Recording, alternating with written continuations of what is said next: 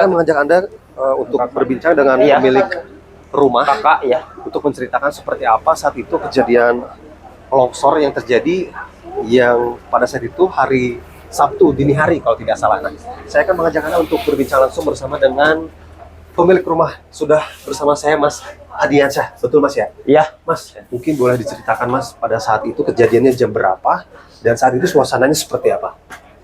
Kejadian pertama kebangun jam 2 seperti ada getaran gempa.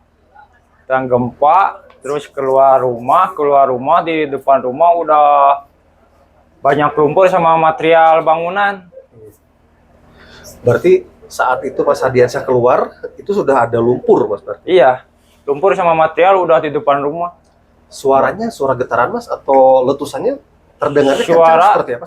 suara gemuruh sama ya seperti letusan. Letusan berapa kali letusan lah? Ada 3 kali. 3 kali letusan. Iya, 3 kali letusan. Kalau longsoran itu terjadi berapa kali sih Mas? Kalau longsoran itu 3 kali. 3 kali. Jam berapa aja tuh Mas? Yang pertama yang pertama dari pusatnya itu jam 2. Jam 2 terus ke sini sampai jam 3, lalu jam 4. Saat itu kalau boleh digambarkan kepada kami Mas, di samping rumah Mas Adiansyah ini ada berapa rumah sih Mas saat itu yang terdampak longsoran? Di samping rumah ada 13 rumah. Ada 13 rumah. Iya, 13 rumah. Saat Mas Adiansyah keluar rumah, 13 rumah tersebut sudah tertimbun longsor. Masih utuh. Masih Utuh.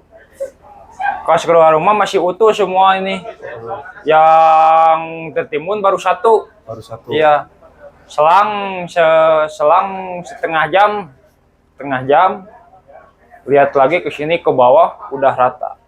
Setelah Udah setengah gak jam. kelihatan. Iya, selang setengah jam udah rata. Berarti saat itu Mas Adiansyah sempat keluar dari rumah, kembali lagi. Iya. Rumah sudah rata. Sudah rata. Kemungkinan ada longsoran lagi saat itu Mas. Iya. Ini ada longsor susulan ini terjadi 3 kali. Nah, 3 kali. di ke-13 rumah tersebut kalau Mas Adiansyah tahu itu ada berapa orang sih Mas?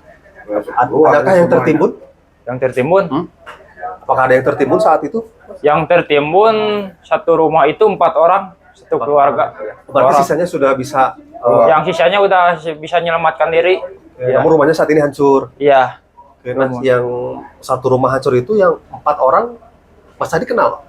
Kenal. Itu tetangga tapi seperti keluarga. Udah seperti keluarga. Ada 4 orang Mas? Iya, 4 orang. Orang tua 2, anak 2. Oke, berarti saat itu kejadiannya mungkin semuanya sedang tertidur Mas ya, termasuk Mas Adiansyah, namun saat ada getaran atau suara gemuruh terbangun Mas? Iya, kebangun. Saat ini Mas mengungsi atau gimana Mas? Saya mau ngungsi sekarang.